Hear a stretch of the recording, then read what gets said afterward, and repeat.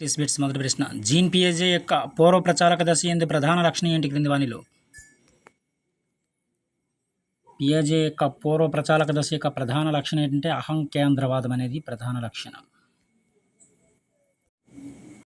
తర్వాత ప్రశ్న. శారీరక సంబంధం కాని శిరోభారము పక్షవాతం అనేవి స్క్రిజోప్రీనియా. తర్వాత ప్రశ్న. స్మృతి చిహ్నాలు, భావనలు, ఊహ, రూపాల ద్వారా జరిగే అంతర్గత సమస్య పరిష్కారమే ఆలోచన. స్మృతి చిహ్నాలు, భావనలు, ఊహారూపాల ద్వారా జరిగే అంతర్గత సమస్య పరిష్కారమే ఆలోచన. తర్వాత ప్రశ్న. ఈ క్రింది వానిలో పూర్వ బాల్య దశకు చెందనిది ఏది అడిగారు? పూర్వ బాల్య దశకు చెందనిది ముఠా వయసు అనేది పూర్వ బాల్య దశకు చెందదు. తర్వాత ప్రశ్న. అంతరాత్మ వికాసం అనేది ఈ దశ యొక్క లక్షణం. అంతరాత్మ వికాసం అనేది ఉత్తర బాల్య దశ యొక్క లక్షణం.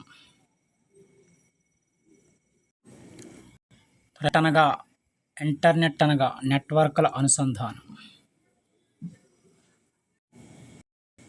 తర్వాత ప్రశ్న. బాలల ఉచిత నిర్బంధ విద్యా హక్కు చట్టం 2009లోని 2వ చాప్టర్ పేరేమిటి? ఉచిత మరియు నిర్బంధ విద్యా హక్కు. తర్వాత ప్రశ్న. విద్యా హక్కు చట్టం 2009 ప్రకారం బడిలో ప్రవేశాన్ని తిరస్కరించకూడదని తెలిపే సెక్షన్ 15 తెలుపుతుంది. తర్వాత ప్రశ్న. వికలాంగుల చట్టం 1995 ప్రకారం దివ్యాంగుల పట్ల వివక్షత చూపకూడదని తెలిపే అధ్యాయం. వికలాంగుల చట్టం 1995 ప్రకారం దివ్యాంగుల పట్ల వివక్షత చూపకూడదని 8వ అధ్యాయం తెలుపుతుంది. తర్వాత ప్రశ్న. ఈ క్రింది ప్రకటనలను గుర్తించండి సరైన ప్రకటనలు. ప్రకటన ఏ. అనుకూల బదలాయింపు అనేది హిందీ నేర్చుకున్న వ్యక్తి సంస్కృతంను సులభంగా నేర్చుకోగలడు. ఇది అనుకూల బదలాయింపుని ఇచ్చారు, ఇది కరెక్టే.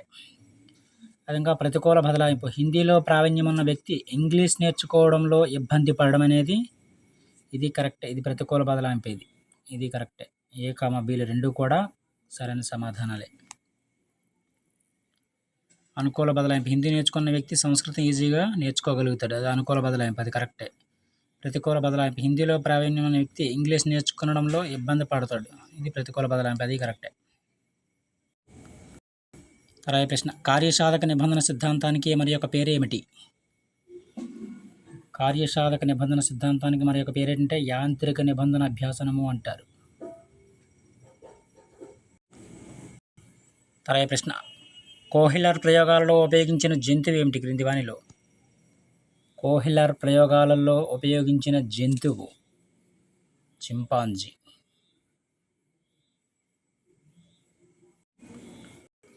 తర్వాత ప్రశ్న. షెల్డన్ మూర్తిమత్వ వర్గీకరణ క్రింది వానిలో?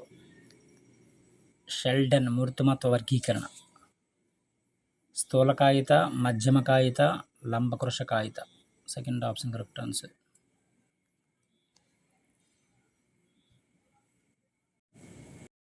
తర్వాత ప్రశ్న. ప్రజ్ఞాలబ్ధిని మాపనం చేసేటప్పుడు సిఏ అనే పదం దీనిని సూచిస్తుంది? క్రోనలాజికల్ ఏజ్ని చూపిస్తుంది.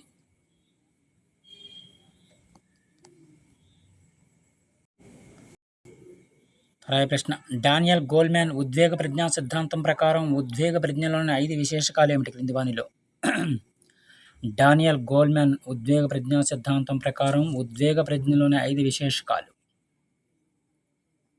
స్వీయ అవగాహన, స్వీయ నియంత్రణ, స్వీయ ప్రేరణ, అదంగా సహానుభూతి, సాంఘిక నైపుణ్యాలు.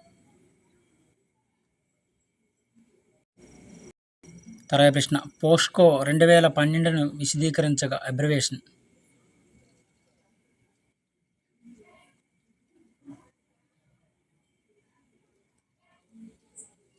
The protection of children from sexual offence act అనమాట, ఇది ఇంపార్టెంట్ అబ్రివేషన్.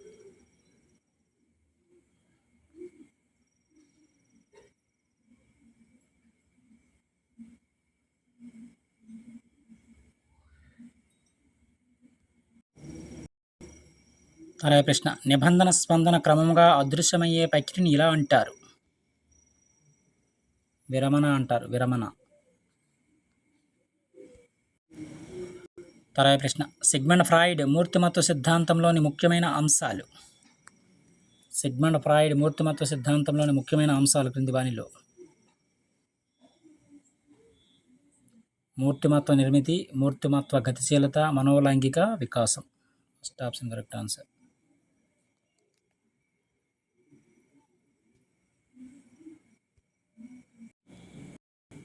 తర్వాత ప్రశ్న మొట్టమొదటి ప్రజ్ఞామాపన అయిన బినే సైమన్ ప్రజ్ఞామాపన రూపొందించిన సంవత్సరం. మొట్టమొదటి ప్రజ్ఞామాపన అయిన బినే సైమన్ ప్రజ్ఞామాపన రూపొందించిన సంవత్సరం శకం 1905వ సంవత్సరంలో రూపొందించారు.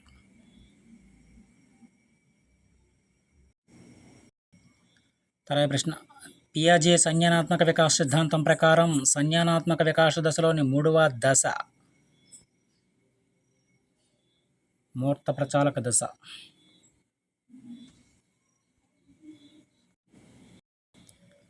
తర్వాత ప్రశ్న ఈ క్రింది వానిలో సరైన వాటిని గుర్తించండి. వికాసం సంబంధించి వికాసం అనేది వ్యక్తిలో కలిగే అన్ని మార్పులకు సంబంధించింది ఇచ్చారు. ఇది కరెక్టే. విధంగా పెరుగుదల వికాసంలో ఒక భాగం మాత్రమే.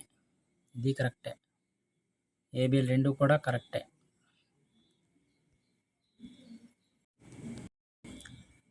ప్రశ్న సాంఖ్యిక శాస్త్ర పితామహుడు ఎవరు? రొనాల్డ్ ఏ ఫిస్సర్ సాంఖ్యిక శాస్త్ర పితామహుడు. తర్వాత ప్రశ్న మేర్ అండ్ పోల్ ఫార్మ్ బోర్డు దీనిని గణన చేయడానికి ఉపయోగిస్తారు. ప్రజ్ఞను.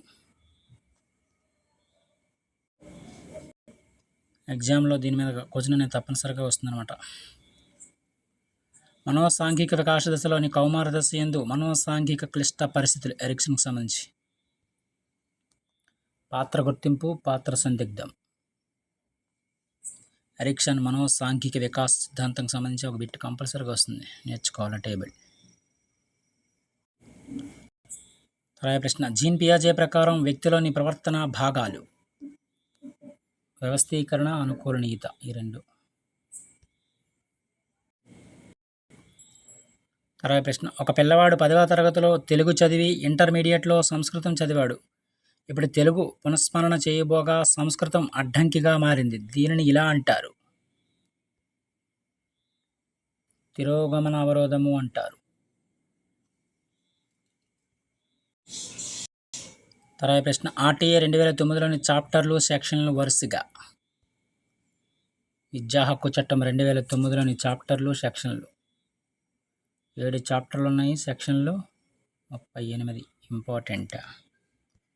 ఈ సైకాలజీ సంబంధించిన కొన్ని ముఖ్యమైన ప్రాక్టీస్ బిట్స్. మరిన్ని ప్రాక్టీస్ బిట్స్ కోసం మన ఛానల్ సబ్స్క్రైబ్ చేసుకుంటాను. Thank you.